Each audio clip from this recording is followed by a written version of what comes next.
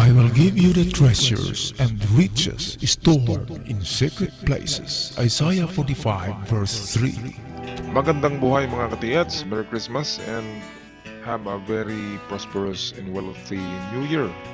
And of course, good health. At meron tayong part 3 analysis video tungkol sa yung marker na ulo ng hayop at merong mapa dito na atin i-analyze ang digging spot.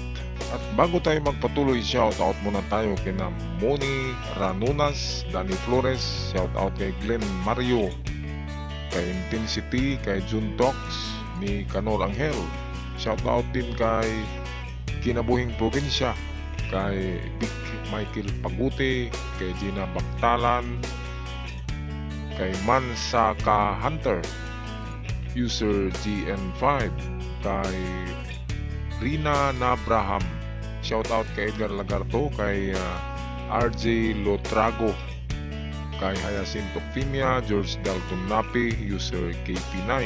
And lastly, shoutout kina Pango Sylvester, Chris Awili, Salvi, kay Edgar Cuervo at Rodel Cardona, obligado, at sa mga hindi na mga banggit na mga pangalan, shoutout sa lahat. Okay mga katiyats, ito ay part 3 video ng video na ito na ulo ng isang hayop na mayroong mata. Noong last episode natin ay ang hukay nila ay dito sa bandang likuran nito. Approximately nasa 4 to 5 meters ang layo. Yun ay sa direksyon na itong ginuhitan ko. Ngayon ay nahirapan sila sa paghukay doon kasi merong nakaharang o nakatakip na malaking bato. Kaya ito naman ang hinukay nila sa gitna. Kasi sa itaas nito ay merong bato dito na nagtuturo na dyan. Okay, merong marka sa isang bato dyan. Ito yon. Triangle na man-made yata talaga ito. Kasi malalim siya at triangle at diyan nakaharap. Kaya swerte naman sa paghukay nila ay tumambad itong parang footmark at merong bilog. At merong dito matulis na ganyan, parang dahon. So yan yung itsura. So yan ay mga direction signs. Kung hindi man diyan mismo sa yung hinukay nyo ay dito na banda yan, dito. Okay, distansya konti.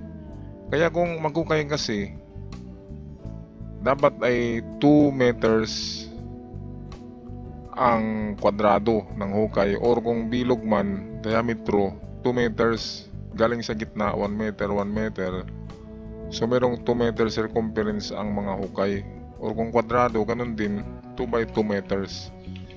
Kasi katulad nito, kung ito lang ang hinukay nyo, napakaliit niyan. Tapos ang item ay nang dito lang pala. Dahil tinuro nga nito.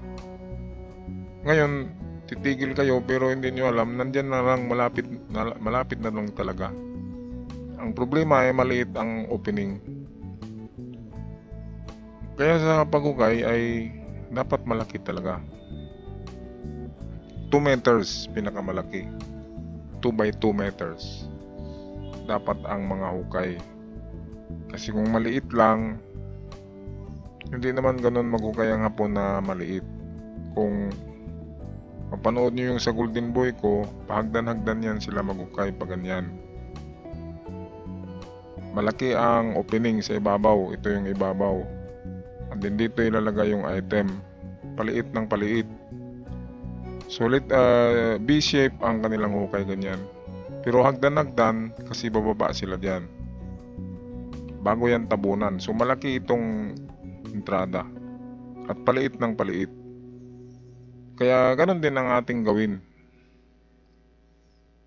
Malaki kasi baka nandito lang sa gilid. Hindi natin na sintro. Okay, ito ay legit itong triangle sign. So meron talagang treasure under dyan. Ito lang na area siguro, naliman nyo lang at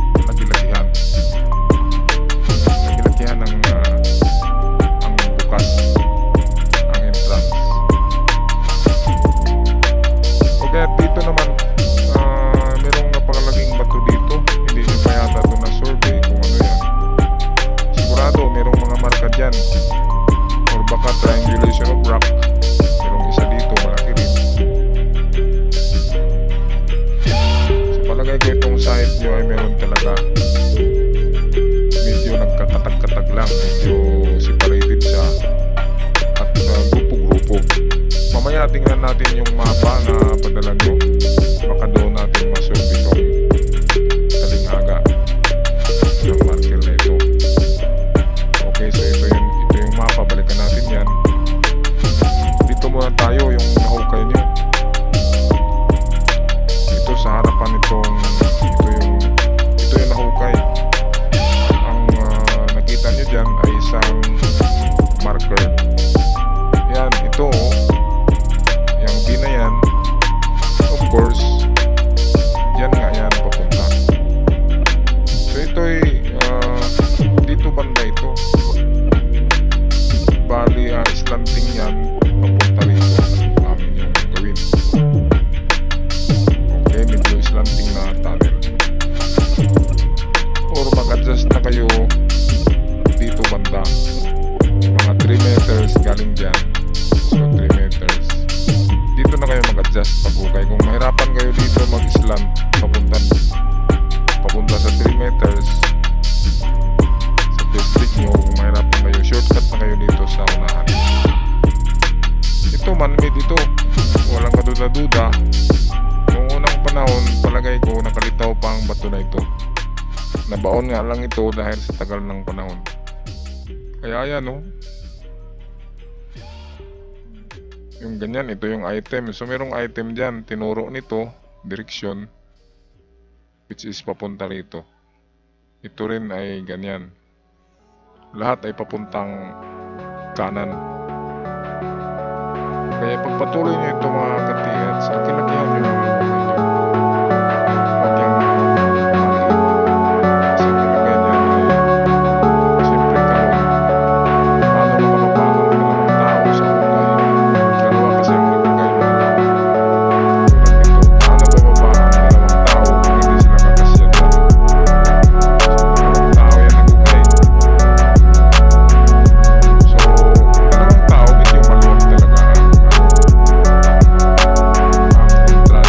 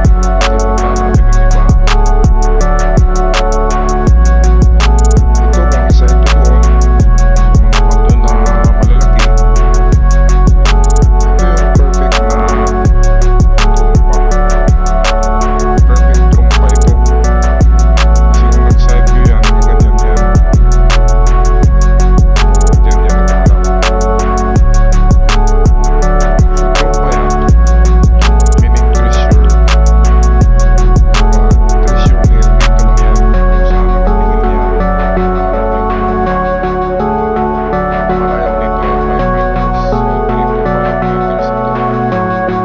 Dito lang yan.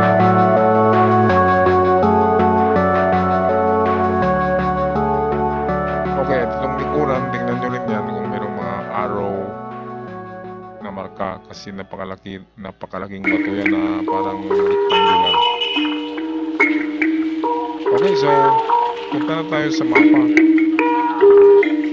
Dito, baka dito natin ito matagpuan. Eksaktong ang digging spot. Ito yung katagkatag ng mga bato. Walang arrow, walang litra. Merong lang mga butas. Mga holes. So, mga holes natin dito.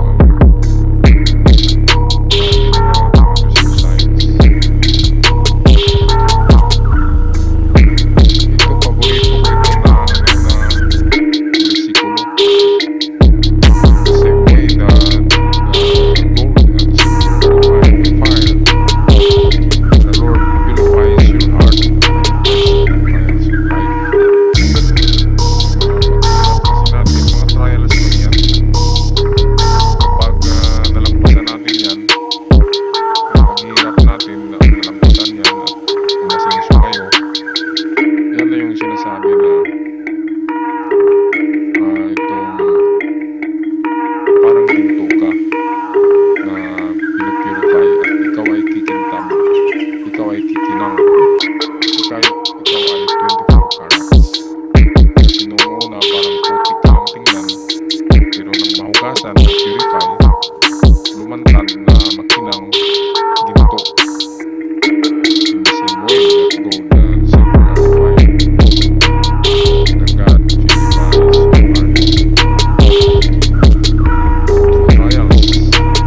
Okay, so dito,